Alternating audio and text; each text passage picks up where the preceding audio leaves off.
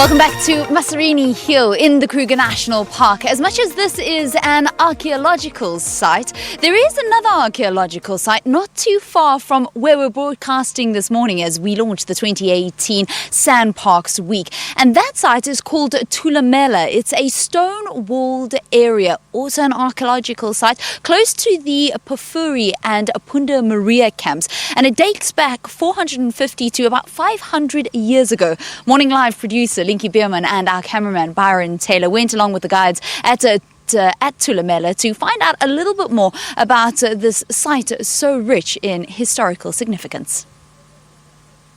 The Thulamela archaeological site is situated on a hill in the northern part of the Kruger National Park. As the area is not fenced, trained guides armed with rifles must be booked to accompany visitors on the Thulamela trail that leads you up the stone walls of the city. When we walk, please try by all means to minimize our voices as we're walking in a big 5 area, so we might not know what is in the bush. We try and help each other to listen to the bush, okay? A rocky trail leads one through the open bush.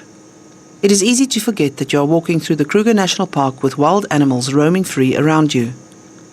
Here in the northern section of the park, the vegetation is scattered with baobab trees and the baobab forest can be seen in the distance.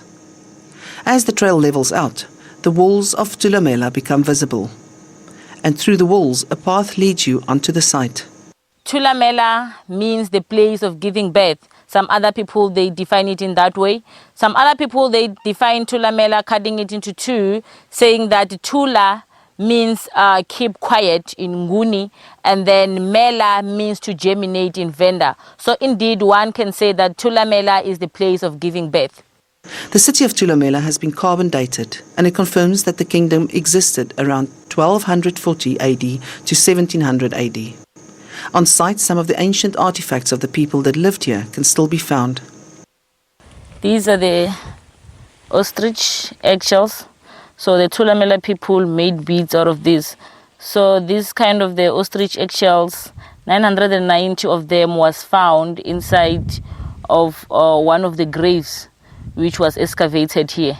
So this one could say that is the significance of the royal staff, as one of the person who is believed to be the Kosi was buried with the 990 of this stuff.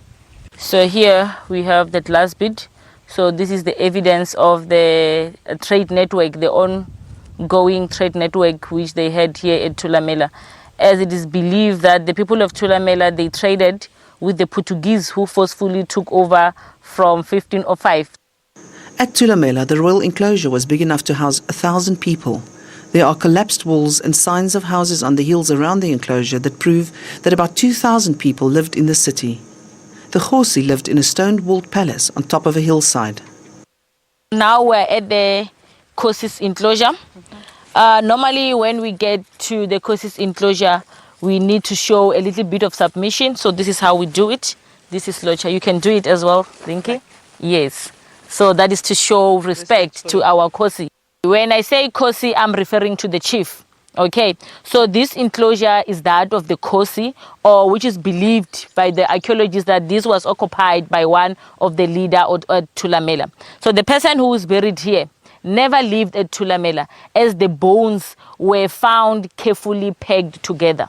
Okay, according to the carbon dating machine, this person died around 1450, but then Thulamela was occupied between 1550 and 1650. So they brought the bones to Thulamela with them.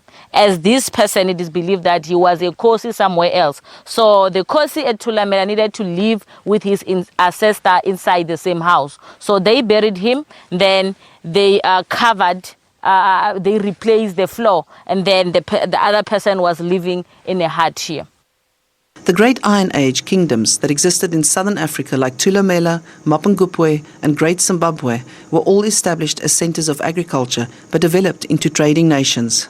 Cattle, ivory and gold were important trading goods with Arab and Portuguese merchants through East African harbors. It was key to the survival and prosperity of these kingdoms. Linky Bierman, SABC News, Kruger National Park.